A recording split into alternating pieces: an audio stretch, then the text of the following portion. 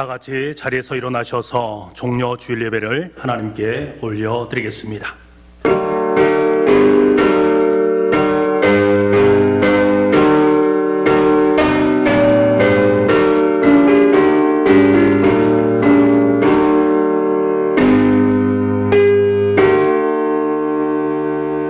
앞에서 가고 뒤에서 따르는 자들이 소리 지르되 호산나 찬송하리로다. 주의 이름으로 오시는 이여 찬송하리로다.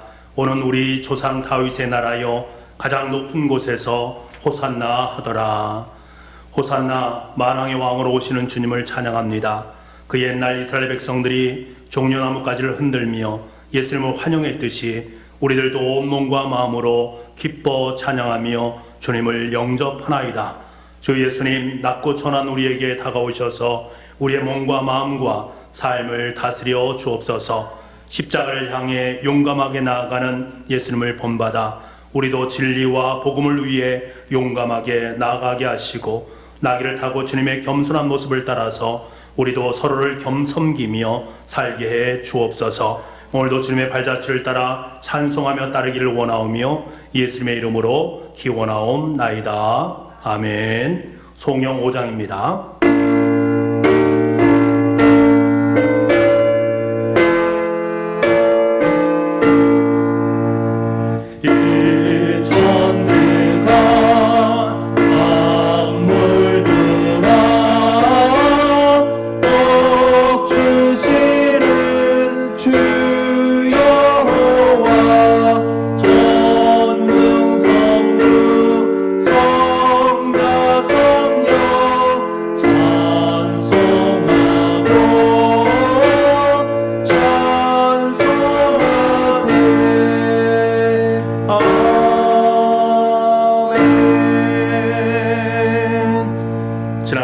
하나님과 나만이 알고 있는 죄를 고백하는 참회의 기도를 드리겠습니다.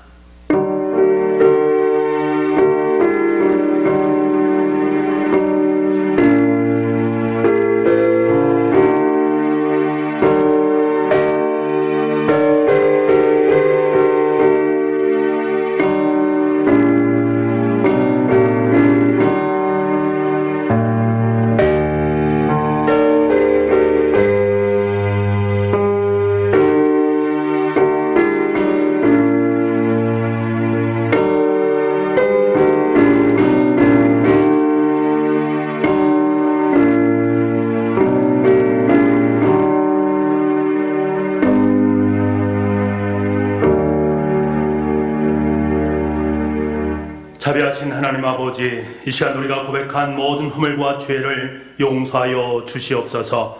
그가 찔림은 우리의 허물 때문이요 그가 상함은 우리의 죄악 때문이라. 그가 징계를 받음으로 우리가 평화를 누리고 그가 채찍에 맞음으로 우리는 나음을 받았도다.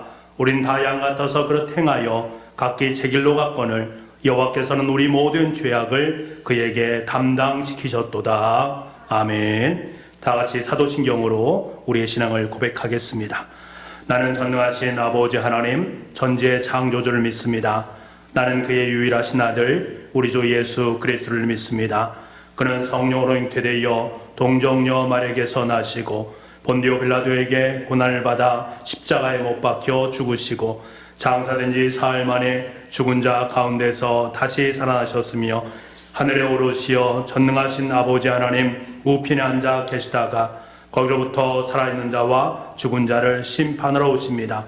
나는 성령을 믿으며 거룩한 공교회와 성도의 교제와 죄를 용서받는 것과 몸의 부활과 영생을 믿습니다. 아멘. 찬양과 경배의 찬송 43장을 부르겠습니다.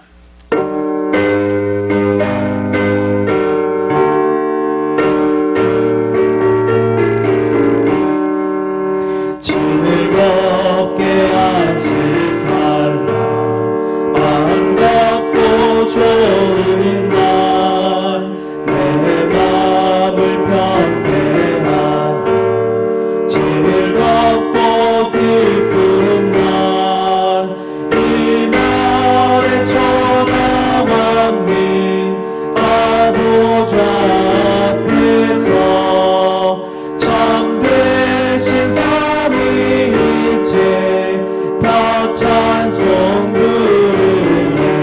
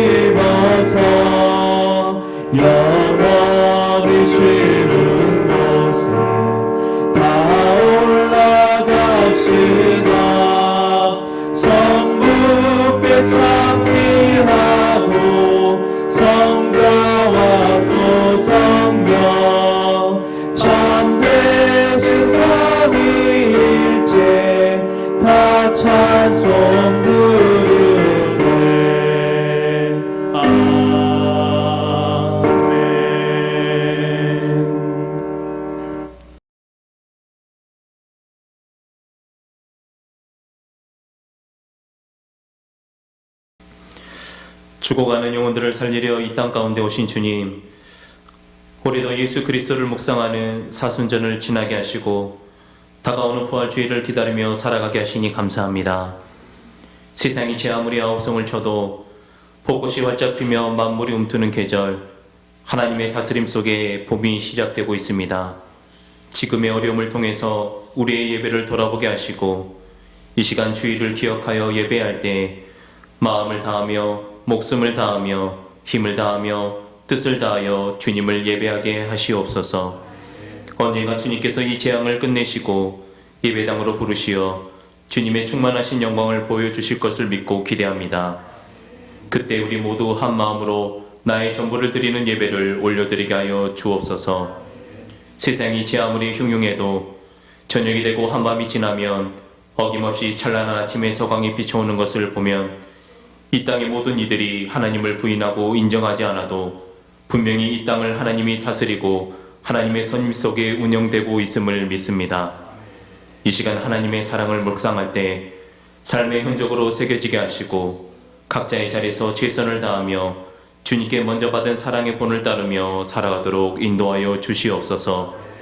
재앙 속에서도 나보다는 더 어려운 이웃을 찾게 하시고 돌아보게 하시며 그들을 위로하고 섬기며 사랑으로 살아가는 저희들이 되게 하시옵소서. 코로나19와 많은 경제적인 어려움 속에 삶이 무너진 사람들 그리고 성도들, 우리가 이 세상을 보면서 우리의 뜻대로 되지 않고 이해되지 않아도 우리는 이 시간 하나님을 신뢰합니다. 그 누구를 원망하지 않고 이때가 지나고 나면 하나님께서 가장 좋은 곳으로 우리의 가정에 우리의 삶에 인도하실 그 하나님을 신뢰합니다. 그리고 세상 한복판에 나아가서 그 하나님을 증거하며 살겠습니다. 이 시간 우리가 정결하게 하나님 앞에 서기를 원합니다. 하나님을 진정 경외한다는 것은 입술로만 하는 것이 아니라 나를 죽이는 것임을 깨닫게 됩니다. 내게 있는 세상적인 것들 다 비워내는 것임을 깨닫습니다. 그래서 하나님 앞에 정결해질 때 하나님께서 내가 너를 신뢰하기 때문에 내가 너를 믿기에 너를 믿음의 반열 무한 신뢰의 사람으로 쓰리라 그렇게 선언하고 인정하는 우리 교회 되게 하시고 우리 가정 되게 하시며 우리 인생들 다 되게 인도해 주시옵소서. 우리가 돌봐야 하는 이웃들 그리고 어려운 선교지 돌아봐 주시고 자비와 긍휼을 베풀어 주시옵소서. 오늘 하나님께서 세우신 사자 목사님을 통하여 하나님의 귀한 말씀을 듣습니다. 하나님 말씀 전하시는 목사님 영육간의 강건함을 허락하시고 이 시대에 가장 귀하게 하나님께 쓰시는 목사님으로 세워 주시옵소서. 하늘의 영권도 허락하여 주시고 이 땅의 물권과 인권도 허락하셔서 하나님께서 허락하신 그 비전을 능히 이룰 수 있도록 힘과 능력을 더하여 주시옵소서. 오늘 최선을 다해 예배드린 주의 백성들의 믿음과 이 예배를 기히 보시고 길이길이 자손 대대로 하나님 크신 축복 내려 주시옵소서. 오늘도 각자의 자리에서 예배하는 성도들 눈에 보이지는 않지만 성령이 하나로 묶으시고 우리 교회 공동체 안에 울타리 안에 거하는 거룩한 백성들 되게 하여 주시옵소서. 감사드리며 예수님 거룩하신 이름으로 기도드립니다. 아멘.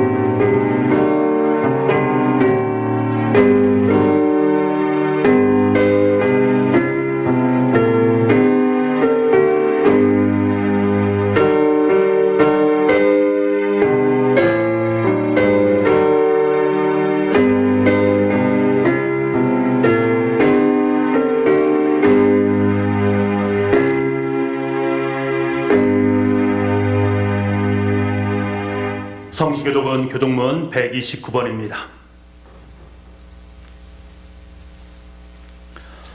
시온에 따라 크게 기뻐할지어다. 예루살렘에 따라 즐거이 부를지어다. 보라 내 왕이 내게 임하시나니 그는 공의로우시며 구원을 베푸시며 겸손하여서 나귀를 타시나니 나귀의 작은 것 곧 나귀 새끼니라. 내가 에브라임의 병거와 예루살렘의 말을 끊겠고 전쟁하는 활도 끊으리니 그가 이방 사람에게 화평을 전할 것이요 그의 통치는 바다에서 바다까지 이르고 유브라데 강에서 땅 끝까지 이르리라. 앞에서 가고 뒤에서 따르는 무리가 소리 높여 이르되 호산나 다윗의 자손이여 찬송하리로다. 주의 이름으로 오시는 이여 가장 높은 곳에서 호산나 하더라. 아멘. 주일 아침 하나님께 소리게 주시는 말씀은 신약성경 요한복음 13장 1절 말씀입니다. 신약성경 169쪽에 있습니다.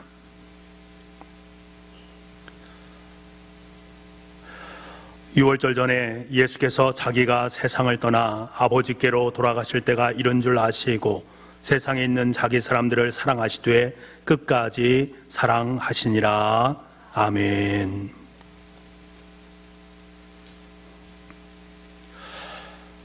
북부가족 여러분, 오늘은 거룩한 주일이요, 예수님께서 십자가를 지시기 위해 예루살렘에 입성하신 종려 주일입니다. 영상으로 예배하는 모든 교우들에게 주님의 위로와 평강이 함께 하시기를 간절히 소망합니다. 예수님을 믿음으로 고백하며 살아가는 그리스도인들에게 가장 확실한 믿음의 고백이 있다면 그것이 무엇일까? 그것은 하나님께서 나를 사랑하신다라는 고백입니다. 그리스도인들은 하나님의 변함없으신 사랑으로 말미암아 지금까지 살아온 것이고, 하나님의 다함이 없는 사랑으로 말미암아 지금도 여전히 살아가고 있고, 하나님의 무한한 사랑으로 말미암아 앞으로도 영원토록 살아가게 될 것이라는 사실을 확연하게 믿음으로 고백하며 살아가는 존재들입니다. 그렇다면 우리가 무엇을 통해서 이 하나님의 사랑을 확신할 수 있을까요? 이에 대해서 사도 요한은 우리에게 이렇게 고백하고 있습니다. 요한일서 4장 9절 말씀입니다. 우리 함께 이 말씀을 함께 보기를 원합니다. 같이 읽겠습니다. 시작. 하나님의 사랑이 우리에게 이렇게 나타난 바 되었으니 하나님이 자기의 독생자를 세상에 보내심은 그로 말미암아 우리를 살리려 하심이라. 이러한 하나님의 사랑이 어디 있습니까? 하나님께서 보내신 독생자 예수 그리스도에게 있다라고 말씀하고 있습니다. 계속 되어지는 말씀입니다. 요한일서 4장 10절 말씀입니다. 같이 읽겠습니다. 사랑은 여기 있으니 우리가 하나님을 사랑한 것이 아니요 하나님이 우리를 사랑하사 우리 죄를 속하기 위하여 화목제물로 그 아들을 보내셨음이라. 사도 요한은 하나님께서 우리를 너무나 사랑하여 주심으로 말미암아 우리의 죄를 대속하시기 위해 예수님을 이 땅에 보내셨고, 그를 화목제물로 삼으셔서 우리의 모든 죄를 용서해 주셨다라고 말씀하고 있습니다. 그렇기 때문에 예수님이야말로 하나님의 사랑을 가장 완벽하게 보여주는 실제라고 할 수가 있습니다. 그리스도인들은 예수님의 일생을 통해서 하나님께서 우리를 어떻게 사랑하셨는가, 그 모든 것을 우리는 깨달아 알 수가 있습니다. 자, 그렇다면 여러분, 예수님의 일생을 통해서 우리에게 주시는 사랑을 증명할 수 있는 것들이 무엇이 있을까?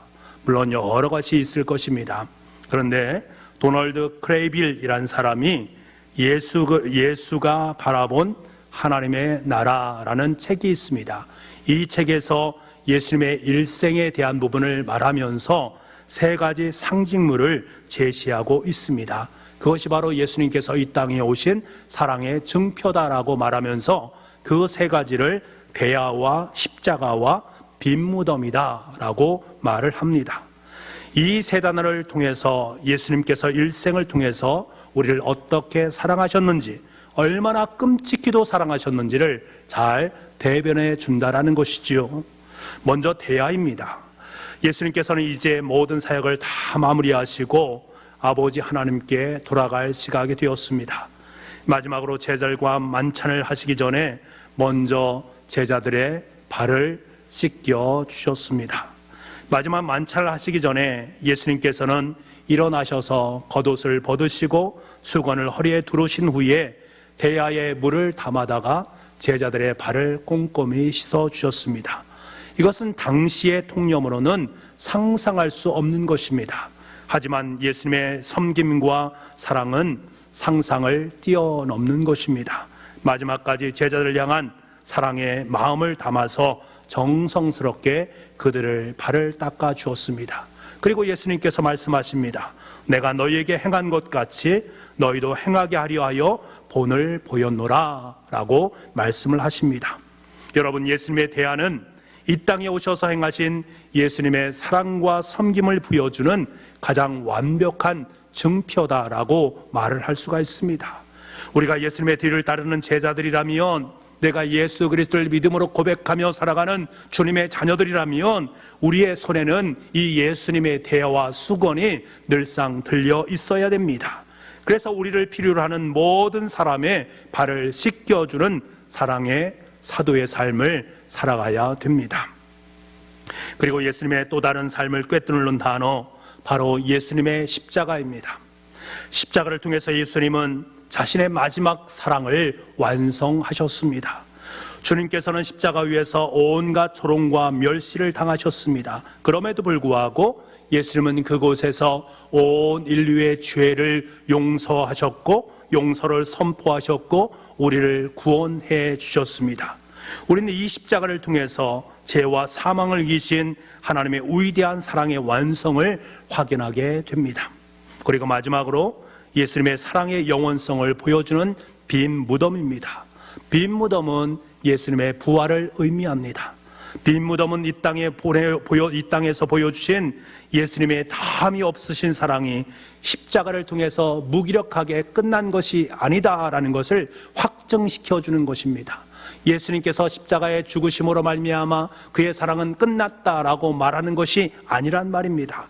다시 말하면 주님의 사랑은 죽음으로 끝나는 것처럼 보였지만 죽음을 이기시고 부활하심으로 말미암아 지금도 여전히 우리와 함께 하시고 앞으로도 영원토록 함께 사랑으로 공존해 주실 것임을 빈 무덤을 통해서 확연하게 말씀해 주고 있는 것입니다.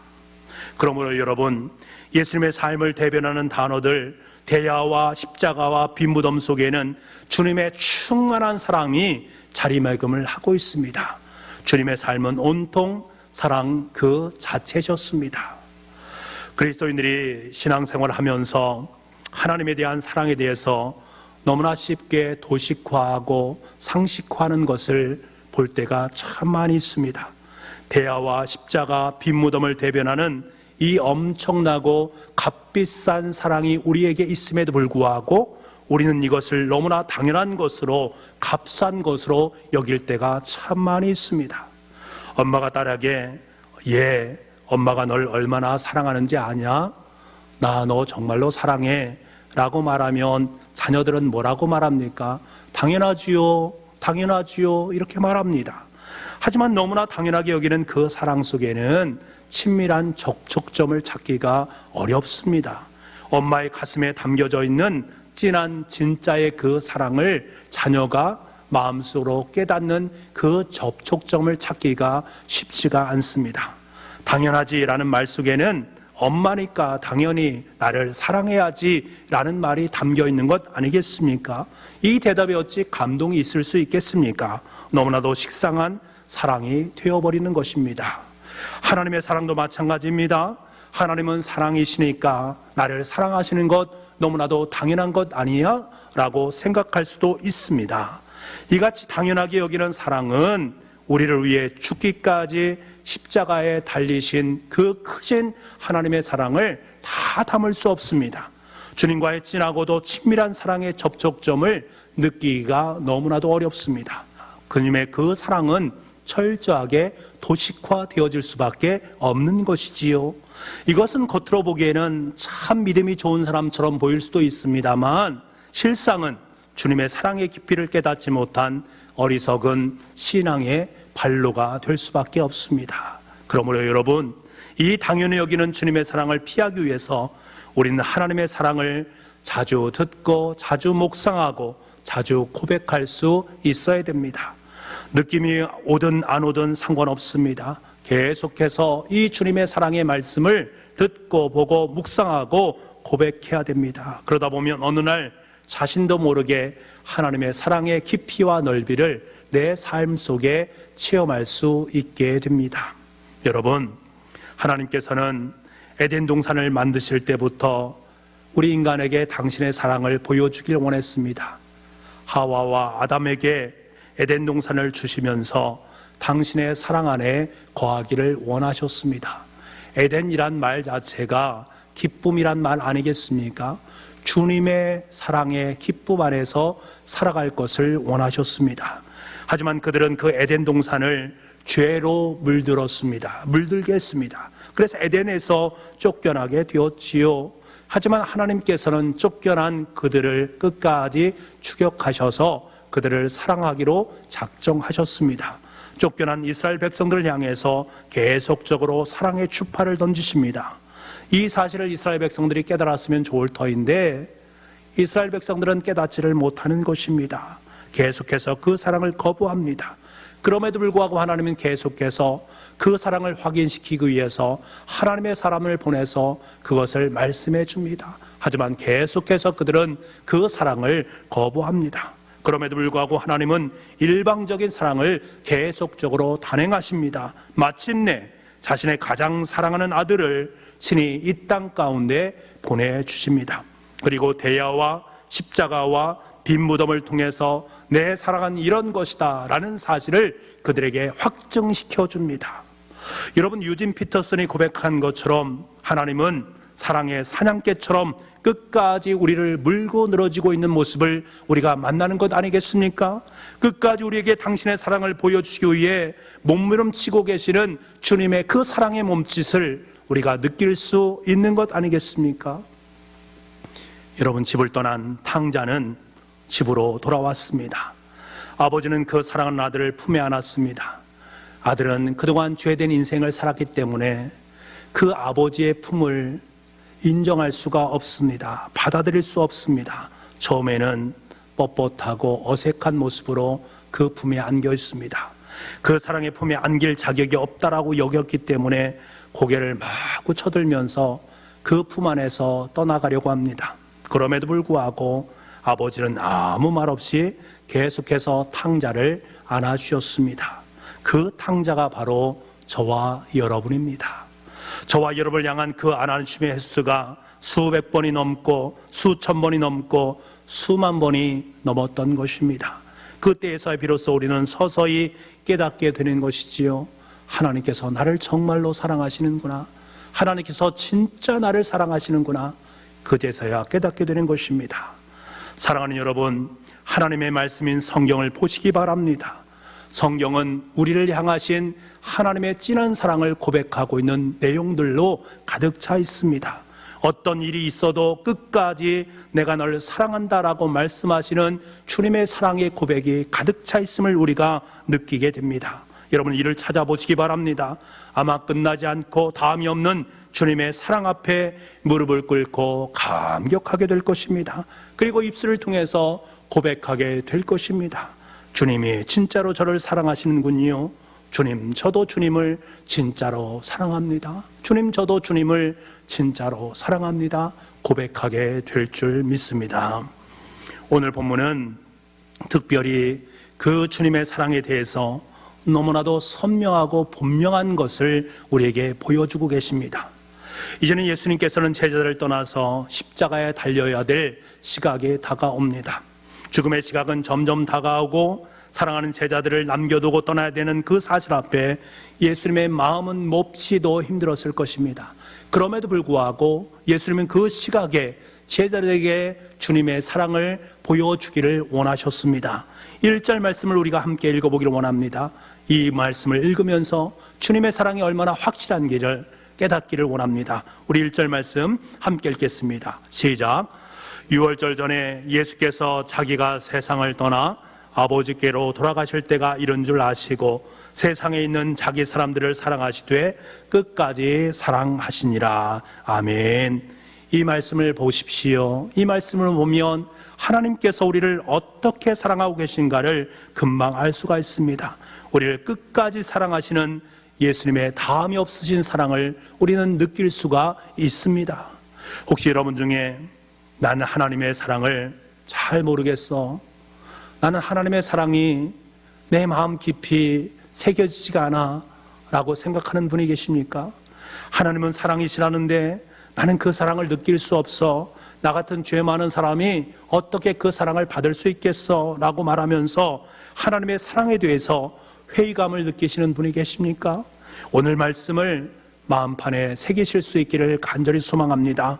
나를 사랑하시되 끝까지 사랑하신다.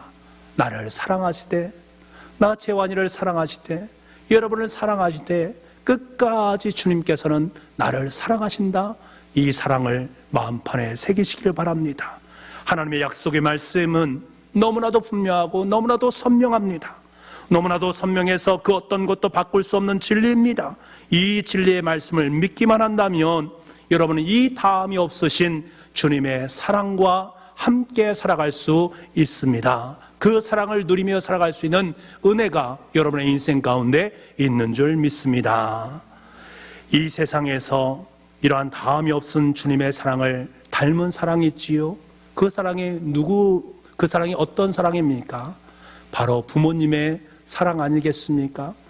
자녀에 대한 부모님의 사랑은 말로 다 할 수 없이 큽니다. 어떻게 그것을 말로 다 표현할 수 있겠습니까? 저도 자식을 키우면서 부모님의 사랑이 이런 것이구나 라는 사실을 조금이나마 느낄 수가 있습니다. 자녀를 기르다 보면 그 사랑의 깊이를 조금씩 깨닫게 되는 것이지요. 근본에 제가 어머님을 하늘나라에 보내면서 느낀 것이 바로 이 다음이 없는 사랑입니다. 장례를 다 마치고 집으로 돌아와서 잠자리에 들었습니다. 잠이 올 리 없지 않습니까? 새벽녘까지 잠이 오지 않아서 뒤척지척 하다가 몇 시간 잠을 자지 않고 깨어나서 제일 먼저 드는 생각이 바로 어머님이었습니다. 제 손을 잡아주시고 저를 보듬어 안아주셨던 그 특별한 사랑이 저에게 떠올랐습니다. 그 깊은 사랑의 추억들이 기억이 났습니다. 얼마나 그 사랑이 그리웠겠습니까? 그래서 하염없이 눈물을 흘려야만 했습니다. 며칠 전에 13살짜리 아이가 렌터카를 훔쳐서 또래 친구 7명과 함께 자동차를 타고 서울에서부터 대전까지 약 160km 정도를 밤중에 달려갔던 일이 있었습니다. 그런데 하필이면 생계를 위해 배달했던 새내기 대학생을 그 아이들이 자동차로 치게 됩니다. 그러므로 말미암아 불행한 일이 발생하게 되었습니다. 얼마나 끔찍한 사건입니까? 그런데 생각해 보세요. 그 13살 난 아이들의 부모님의 심정을 한번 헤아려 보시기 바랍니다. 어디 잠인들 잘 수 있겠습니까? 음식인들 먹은들 먹을 수 있겠습니까? 얼마나 속이 애타고 얼마나 마음이 아프겠습니까? 왜 그런 것입니까? 자식이기 때문에 그렇습니다. 사랑하는 자식이기 때문에. 여러분, 우리를 향하신 하나님의 사랑도 마찬가지입니다. 주님께서 우리에게 허락하신 사랑은 다함이 없는 사랑입니다. 주고도 또 주어도 다함이 없는 사랑입니다. 급기야 자신의 가장 사랑하는 아들의 목숨까지 내어주시는 그 기막힌 사랑입니다. 여러분, 하나님께서는 이 시간 저와 여러분에게 그 기막힌 사랑을 나누기를 원하시고 계십니다. 그 사랑을 받아 누릴 수 있는 여러분 될 수 있기를 간절히 소망합니다. 그런데 여러분, 하나님께서 우리를 사랑하시되 어디까지 사랑하신다라고 말씀하십니까? 끝까지 사랑하신다라고 말씀하십니다. 끝까지 사랑하신다. 여기서 말하는 끝까지란 말은 무슨 말입니까? 내 생명이 다할 때까지라는 말 아니겠습니까? 그러니까 예수님이 세상을 떠나시는 그 순간까지, 그리고 제자들이 이 세상을 사는 마지막 날까지, 그리고 우리의 삶의 모든 형편과 상황과 정황, 그 모든 것 속에서 주님께서 끝까지 우리를 사랑하신다라고 말씀하시는 그 의미가 이 속에 담겨져 있습니다. 쉽게 말하면 하나님은 우리를 사랑하시되 완벽하게 사랑하시고 어떠한 상황 속에서도 사랑하시고 영원토록 사랑하신다라는 말씀, 그 말씀이 끝까지 사랑하신다라는 이 말씀 속에 담겨져 있습니다. 주님의 사랑은 끝까지 여러분을 사랑하십니다. 그 사랑을 우리는 받을 수 있고 누릴 수 있어야 됩니다. 너무나도 완벽하고 어떤 상황 속에 놓인다 할지라도 우리를 사랑하시고 영원토록 내가 죽음의 이후의 삶까지도 보장해 주시는 그 사랑이 바로 끝까지 사랑하시는 주님의 사랑입니다.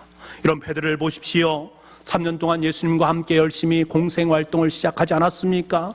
하지만 예수님께서는 그의 삶의 자리 속에 그를 수제자로 삼으시면서 그래, 나를 옆에서 도와서 나와 함께 하나님의 사역을 감당하자라고 말씀하시면서 그에게 힘을 주지 않았습니까?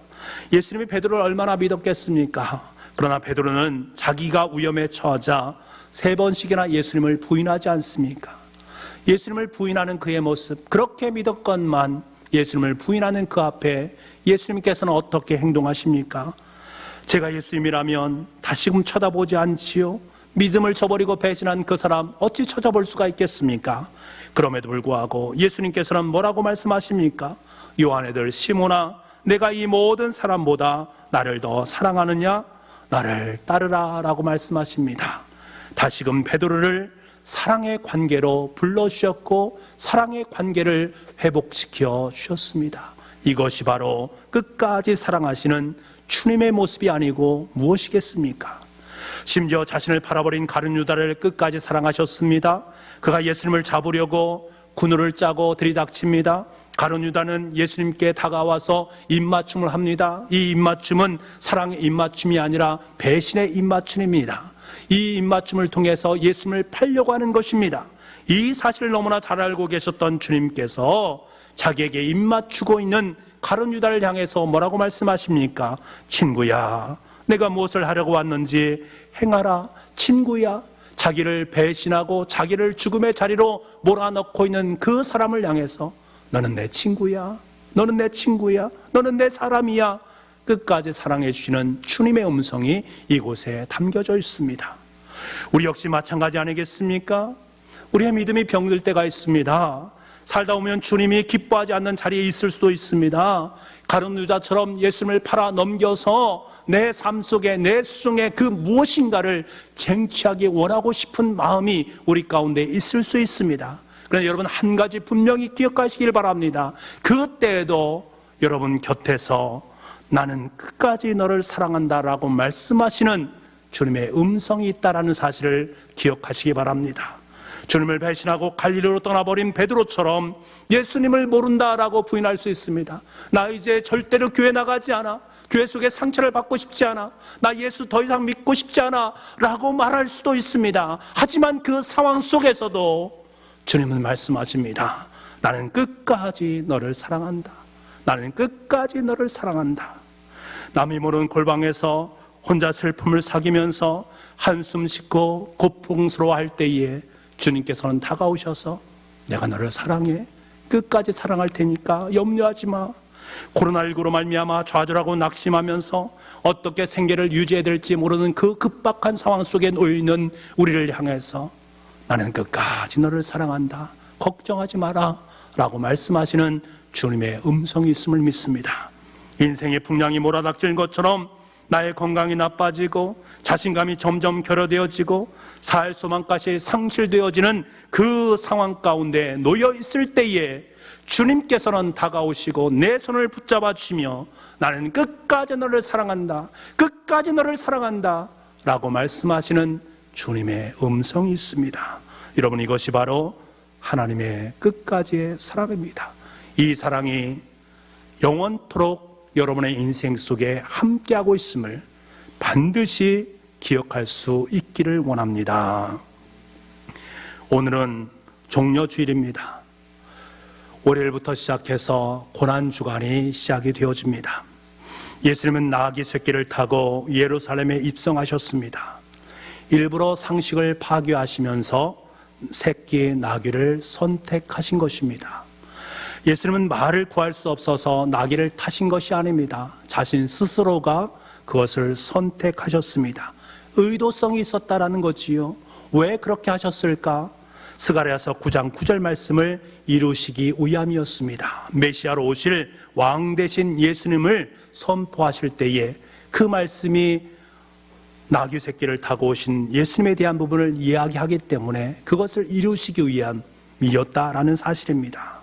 그런데 그 예수님의 모습, 메시아 되신 예수님의 모습이 사뭇 이상하지 않습니까? 말을 타고 오시는 승리의 메시아가 아니라 어린 나귀 새끼를 타고 오시는 고난의 메시아의 모습입니다. 칼과 창으로 원수를 정복하시는 메시아가 아니라 원수의 칼과 창에 찔려 죽으시는 메시아의 모습입니다. 하지만 여러분, 그곳에 모인 군종들은 이것을 사뭇 이상하게 생각했습니까? 전혀 이상하게 생각하지 않았습니다. 예수님의 모습에는 관심조차 갖지 않았습니다. 그들은 왕으로 오신 예수님의 그 왕되심만 그들에게 유익이 되고 그들에게 무엇인가 안길 것 같은 그래서 로마를 완전하게 새롭게 변화시켜서 다시금 식민지에서 해방될 수 있는 그분으로 그들은 예수님을 알았기에 그들은 환호성 지르면서 예수님을 맞이했던 것입니다. 예수님이 지나가는 길에 겉옷을 벗어펴고 나뭇가지를 꺾어 깔았습니다. 겉옷을 펴서 길에 깔았다라는 것은 왕 되신 분을 모시는 모습입니다. 왕으로 예수님을 모시고 있는 그들의 모습입니다. 이들은 승리의 창가를 부르면서 외칩니다. 호산나 다윗의 자손이여 찬송하리로다. 주의 이름으로 오시는 이여 가장 높은 곳에서 호산나. 이 찬사는 인간에게 바치는 찬사가 아닙니다. 이 찬사는 하나님께 올려드려야 될 찬사입니다. 예수님을 메시아로 확신하며 부르는 환호성이었음을 우리는 알게 되는 것이지요. 하지만 이들의 환호성은 오래 갔습니까? 아니요. 이 환호성이 끝난 지 닷새가 지난 후에 이들은 빌라도 앞에서 예수를 십자가에 못 박으시오 라고 외치는 함성으로 바뀌게 되었습니다. 여러분, 지금 예수님께서는 십자가를 지시기 위해서 예루살렘에 입성하십니다. 그의 앞에 기다리는 것은 고난의 십자가였습니다. 하지만 지금 예루살렘에 입성하는 현장에는 고난이라고는 찾아볼 수 있습니까? 전혀 찾아볼 수 없습니다. 이것은 무엇을 말합니까? 아무도 주님의 고난을 알아주지 않았다라는 것을 말합니다. 주님의 고난에는 전혀 관심이 없는 무리들의 모습임을 우리에게 말씀해 주고 있습니다. 여러분 생각해 보십시오.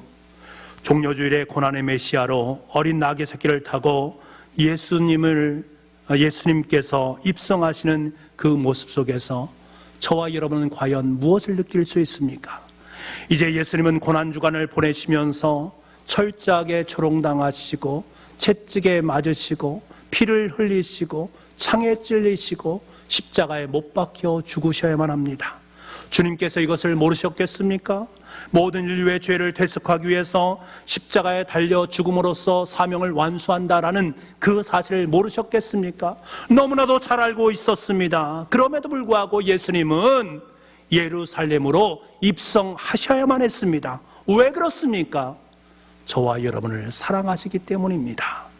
자기를 향하여 호산나 호산나 외치는 그들에게 사랑의 숨결을 불어 넣어 주시기 위해서, 그들에게 생명을 주시기 위해서 주님께서는 반드시 예루살렘에 입성하셔야만 했습니다. 예수님이 죽지 않으면 우리를 살릴 수 없기 때문에 어린 나귀를 타고 입성하셨습니다. 죽음을 향한 사랑의 입성이었던 것이지요. 여러분, 주님의 다함이 없는 사랑이 아니고서는 종려주일의 의미를 제대로 파악할 수가 없는 것입니다. 사랑하는 독부가족 여러분, 오늘 종려주일을 통해 그리고 계속되어지는 고난주간을 통해 주님의 다함 없는 그 사랑 앞에 서도록 합시다. 우리를 끝까지 사랑하시는 주님의 십자가의 사랑 앞에 서도록 합시다. 그리고 우리가 어떤 형편에 있든지 이렇게 외치도록 합시다. 그래도 주님은 우리를 끝까지 사랑하시오. 내 인생이 다하는 그날까지 주님은 끝까지 나를 사랑하시오. 이렇게 외치도록 합시다. 그리고 여러분, 이 하나님의 사랑을 우리만 누려서는 안 됩니다. 하나님의 사랑을 몰라서 호산나 다윗의 자손이여 외치면서도 자신이 지금 무엇조차 외치는지 모르고 있는 그 영혼들에게 주님의 끝나지 않는 사랑을 계속적으로 전할 수 있어야 됩니다. 코로나19의 위험 속에서 전전긍긍하고 있는 백성들에게 끝까지 사랑하는 주님의 사랑을 나눌 수 있어야 됩니다. 하나님의 사랑이 이런 것입니다. 하나님께서 여러분을 이토록 사랑하셨습니다. 그 십자가의 사랑이 여기에 있습니다. 이 놀라운 복음을 전할 수 있는 저와 여러분 될 수 있기를 간절히 소망합니다. 당당하게 어린 나귀를 타고 가시는 예수님을, 주님의 사랑의 완성의 십자가를 저와 여러분이 우리의 입술을 통해서, 우리의 삶을 통해서 온 우리에 전할 수 있는 복의 자녀들 다 될 수 있기를 간절히 소망합니다. 기도하겠습니다. 우리에게 몇백 번, 몇천 번, 몇만 번 계속해서 사랑을 고백하시면서 우리를 안아주시는 주님의 사랑을 깨닫게 도와주시고, 우리 또한 주님 사랑합니다 고백할 수 있는 아름다운 인생이 되게 하여 주옵소서. 주님의 사랑은 어떤 상황 속에도 다함이 없고 끝까지 사랑하신다는 확신을 품고 살아갈 수 있는 우리가 되게 하여 주옵소서. 종려주일과 고난주간을 통해서 나는 너를 끝까지 사랑한다 말씀하시는 주님의 음성을 더욱더 선명하게 들을 수 있게 도와주시고, 이 주님의 사랑을 온 누리에 전할 수 있는 우리 모두가 될 수 있도록 주님 은혜 베풀어 주옵소서. 모든 말씀을 예수님의 이름으로 기도하옵나이다. 아멘.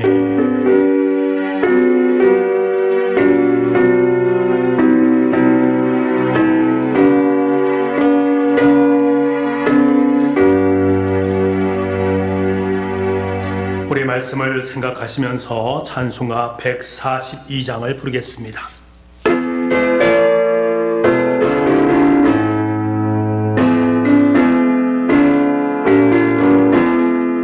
시온에 오시는 주 호산나 찬송하며 두 손 들고 기쁨으로 내 주를 맞이하리. 겸손히 나를 타고 우리 주님 오시는 날 내 주를 소리 높여 호산나 찬송하리. 시온에 오시는 주 호산나 찬송하며 종려같이 손에 들고 내 주를 맞이하리. 만왕의 왕이 되신 우리 주님 오시는 날 내 주를 소리 높여 호산나 찬송하리. 시온에 오시는 주 호산나 찬송하며 모든 백성 노래하며 내 주를 맞이하리. 만민의 구주 되신 우리 주님 오시는 날 내 주를 경배하며 호산나 찬송하리. 준비하신 귀한 예물을 두 손에 모아 드시기 바랍니다. 사랑의 아버지 하나님, 하나님의 구원 계획을 이루기 위하여 예수님을 보내주시고 날 위해 십자가에 피 한 방울, 물 한 방울까지 다 흘려주셨습니다. 주님의 그 크신 사랑과 은혜를 입은 자로, 주님으로부터 새 생명을 얻은 자로서 주님의 뜻을 이루는 삶을 살게 하여 주시옵소서. 한 주간 하나님이 허락하신 은혜와 사랑에 감사하여서 주님 앞에 귀한 예물을 올려드립니다. 우리 예물을 기쁘게 받아주시고 하늘의 풍성한 복과 은혜를 덧입혀 주시옵소서. 모든 말씀을 예수님의 이름으로 기도하옵나이다. 아멘.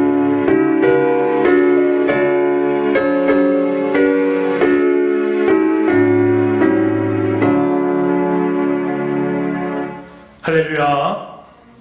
여러분 행복하십니까? 예스. 우리 주변에 있는 공동 기도 제목으로 함께 기도하겠습니다. 우리 영상에 있는 기도 제목으로 기도하겠습니다. 하나님, 우리 민족에게 긍휼을 베푸소서. 예수님 청주 땅을 구원하여 주소서. 성령님 우리 교회를 부흥케 하소서. 500명의 일꾼을 허락하여 주소서. 우리의 가정과 일터에 은혜를 내려 주소서. 아멘. 기도와 능력의 첫 번째입니다. 하루에 1시간 기도합시다. 아멘. 여러분 이러한 시각에 더욱더 기도하시면서 하나님의 뜻을 구할 수 있기를 간절히 소망합니다. 교회 소식 전해드리겠습니다. 오늘은 종려주일이고 사랑의 주일입니다. 사랑의 구제헌금에 최선을 다해주시면 감사하겠습니다. 다음 주일은 부활 주일입니다. 예수님께서 저와 여러분을 위해서 십자가에 못 박히시고 우리의 모든 죄를 용서해 주시고 사망 권세를 이기신 부활의 날입니다. 이 날을 함께 기뻐할 수 있기를 원합니다. 고난주간 가정특별 기도회가 고난주간 기간 동안 6일부터 월요일부터 시작해서 토요일까지 저녁 9시에 영상 예배로 드리겠습니다.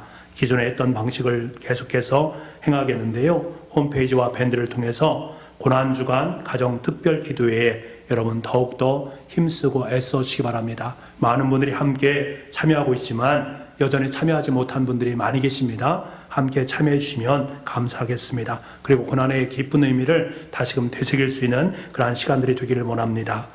코로나19로 인해서 우리가 예배를 잘 못 드리고 있는 상황 속에 있는데요. 이제 4월 10일이면 부활주일입니다. 다음 주일부터는 1부, 2부 예배를 온전하게 드릴 수 있도록 하겠습니다. 그러기 위해서는 우리가 사회에서 우리에게 요구하는 사회적 거리두기 실천 사항이 있습니다. 그 요구 사항에 저희들이 한치의 오차도 없이 다 이렇게 거리 유지도 하고 또 여러 가지 모습을 다 취하도록 하겠습니다. 그래서 우리가 11시 예배에 다 오시면 좋은데 그렇게 거리를 두고 함께 예배 드리기가 쉽지가 않습니다. 그래서 1부 예배는 저희가 9시에 드리지 않습니까? 그리고 2부 예배는 11시에 드리는데 1부 예배 9시 때에는 그리고 11시 때 2부 예배 때에는 우리가 구역을 좀 나누어서 이 구역에 속한 분들이 9시 예배 때 1부 예배를 드리고 11시에 속한 구역에서는 2부 예배를 드리고 이렇게 조금 나누어서 분산해서 예배를 드릴 수 있도록 하겠습니다. 물론 주부에는 나와 있습니다. 여러분께서 보시면 될 텐데요. 1부 예배 9시 예배 때는 복대, 현대, 신동아 1, 신동아 2, 내덕 1, 내덕 2, 신화, 운천, 하우스토리, 송화구역 식구들이 1부 예배 때 나오셔서 함께 예배를 드리고 또 2부 예배 때는 신동아 1, 사천동아 2, 삼성동아, 율량, 보성, 사천, 주중, 성원, 용암, 오창구역 식구들이 함께 예배를 드리도록 하겠습니다. 여러분께 좀 불편하고 힘들더라도 사회적 거리를 유지하고 또 마스크 착용을 분명히 하고 들어오실 때에 온도 체크를 다 하시고 그 모든 것 다 하나하나를 잘 지킬 수 있어야 됩니다. 그렇게 또 예배를 저희들이 함께 드릴 터인데 여러분이 조금 힘들고 어렵지만 이것에 잘 동참해 주시면 감사하겠습니다. 그래서 다음 주부터는 원래대로 예배를 드리되 1부 예배, 2부 예배를 나누어서 드린다. 내가 어떤 예배를 드리는가를 물론 구역장님들께서 다시 한번 여러분께 연락드리고 우리 교회에서 연락을 드릴 것입니다. 여러분께서 꼭 참고하셔서 예배를 본당에서 드리기를 원하시는 분은 1부 예배, 2부 예배에 함께 참여하시고 함께 예배를 드렸으면 좋겠습니다. 그리고 4월 10일 주일부터는요, 새벽 예배와 수요 예배는 정상적으로 드리도록 하겠습니다. 금요 성령 기도회, 주일 오후 예배, 그리고 교회 학교는 코로나19 상황을 고려하면서 실시하도록 하겠습니다. 여러분께서 그렇게 하시고 다음 주일부터는 예배가 정상적으로 이루어진다라고 인식하시고 예배에 참여를 해주시기 바랍니다. 나머지 광고는 주보를 참조해 주시기 바라고 고난주간 실천운동에 여러분 계속적으로 함께 참여해 주시기 바랍니다. 하루 한 끼 금식하시고 금식한 그것을 모아서 고난받고 어려운 사람들을 돕는 일에 아름답게 선용했으면 좋겠습니다. 문화 금식도 하시고 온전한 신앙생활을 하심으로 인해서 여러분의 가정 속에 내 신앙이 더욱더 복된 그러한 모습으로 세워질 수 있기를 간절히 소망합니다. 우리가 귀한 그러한 시간인 것을 꼭 기억하면서 우리가 더욱더 열심히 최선을 다해서 하나님을 예배할 수 있는 우리 북부교회에 속한 식구들 다 되어줄 수 있기를 간절히 소망합니다. 이 시간에는 우리 함께 기도하기를 원하는데 특별히 제 기도를 받기를 원하신 분은 자리에 일어나셔서 함께 기도하도록 하겠습니다. 생일을 맞이하신 분, 특별한 일이 있으신 분들, 육신의 질고와 마음의 근심과 염려로 고통받는 분들, 여러분 가정에 그 자리에서 일어나 주시기 바랍니다. 두 손을 마음에 모으시고 제가 여러분을 위해서 기도드리도록 하겠습니다. 기도하겠습니다. 자비하신 아버지 하나님, 이 시간 주의 자녀들이 주님 앞에 일어섰습니다. 생일을 맞이해서 일어났습니다. 하나님, 지금까지 하나님의 은혜로 귀한 인생을 살아갈 수 있도록 허락하심을 감사합니다. 이들의 1년 동안의 삶을 주님께서 지켜주시고 여호와께서 너희 출입을 지금부터 영원까지 지키시마 약속하심을 마음판에 새기고 믿음의 용사로 승리의 삶을 살게 하여 주옵소서. 이들의 앞날을 주님께서 친히 함께 하셔서 모든 일들이 여호와 이레의 축복을 받게 하시고 주님께 주시는 최상의 것들로 아름다운 인생을 살아가게 하여 주옵소서. 사랑의 주님, 경제적인 문제로, 가정에서의 문제로, 자녀들의 문제로, 또 여러 가지 문제로 자리에서 일어났습니다. 경제적인 어려움이 있다면 하나님의 부유하심으로 이들의 삶을 채워 주시옵소서. 부유하신 하나님께서 이 시간 친히 역사하셔서 이들의 곳간에 하나님의 것들로 가득 채워 주시옵소서. 가정에서 살아가는 동안에 여러 가지 문제로 어려움을 겪고 있는 가정이 있다면 이 시간 주님께서 힘과 능력을 공급하여 주심으로 말미암아 문제가 더 이상 문제거리가 아니라 도리어 하나님께 감사와 찬송으로 올려드릴 수 있는 은혜의 순간으로 바뀌어 줄 수 있도록 주님 도와주옵소서. 자녀들의 문제로 기도합니다. 군에 있는 자녀들과 외지에 있는 자녀들과 학교의 현장에 있는 자녀들, 진로의 문제로 간절히 기도하는 자녀들, 아버지 하나님의 뜻을 마음에 품고 아버지 하나님의 자녀로 살기를 소망하는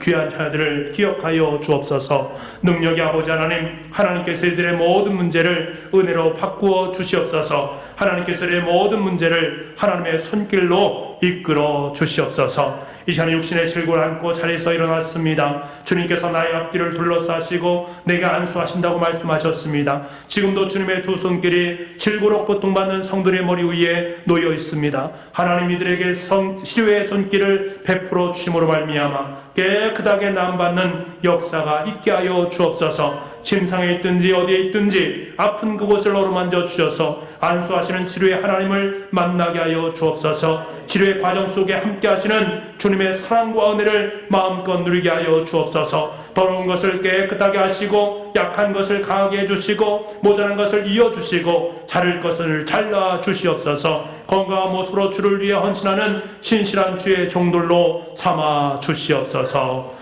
코로나19로 고통당하는 우리 환우를 치료하여 주시고 코로나19 대치를 위해 수고하는 모든 분들에게 하늘의 지혜와 힘을 더하여 주옵소서. 하루속히 코로나19가 사라지게 하시고 저희로 하여금 이 위기의 상황에 더욱 하나님만을 정성껏 섬기며 예배하는 예배자의 삶을 살게 하여 주옵소서. 믿음의 아름다운 진보가 있게 하시며 가정예배가 회복되는 역사가 있게 하여 주옵소서. 모든 말씀을 예수님의 이름으로 기도하옵나이다. 아멘. 우리 서로 옆에 있는 분과 축복과 격려의 박수 드리겠습니다. 당신을 축복합니다. 당신을 격려합니다. 우리 다 같이 함께 옆에 있는 분과 함께 인사 나누겠습니다. 하나님은 사랑이십니다. 하나님을 사랑하며 살아갑시다. 아멘. 다 같이 찬송가 150장을 부르겠습니다.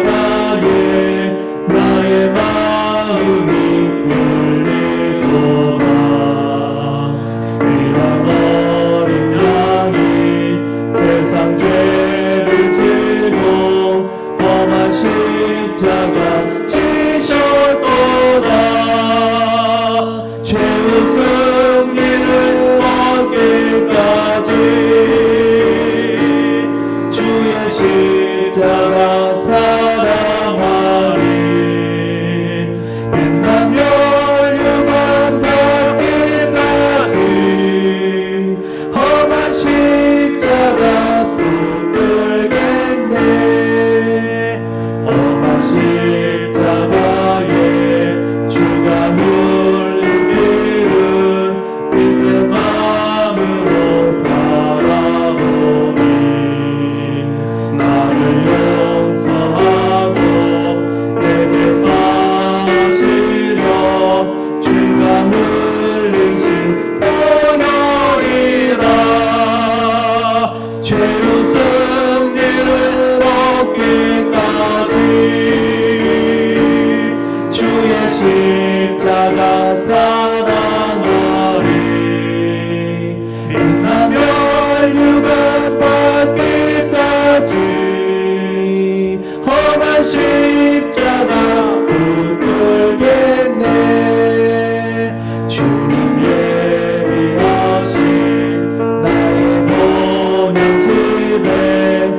나를 부르신 그날에는 영광 중에 계신 우리 주와 함께 내가 죽도록 충성하리. 죄의 승리를 얻기까지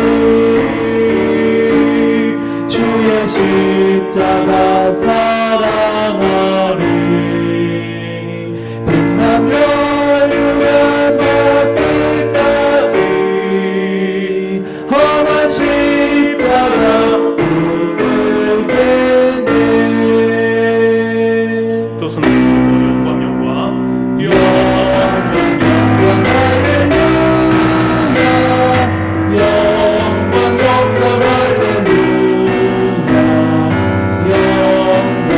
영광 할렐루야.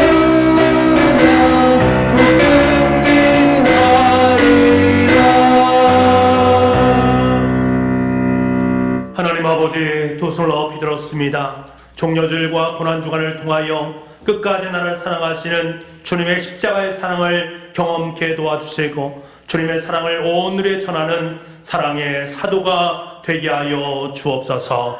지금은 우리 주 예수 그리스도의 은혜와 우리 아버지 하나님의 무한하신 사랑하심과 성령님의 감화 감동 그리고 교통하시는 역사가 주신 말씀을 마음에 품고 골고다 언덕을 주님과 함께 오르길 간절히 소망하는 주님의 자녀들 머리 위에와 지금도 군문에 있거나 외치에 있거나 외국에 있거나 병상에 있는 아들 딸들 머리 위에 지금부터 영원토록 함께 하옵시기를 간절히 축원하옵나이다.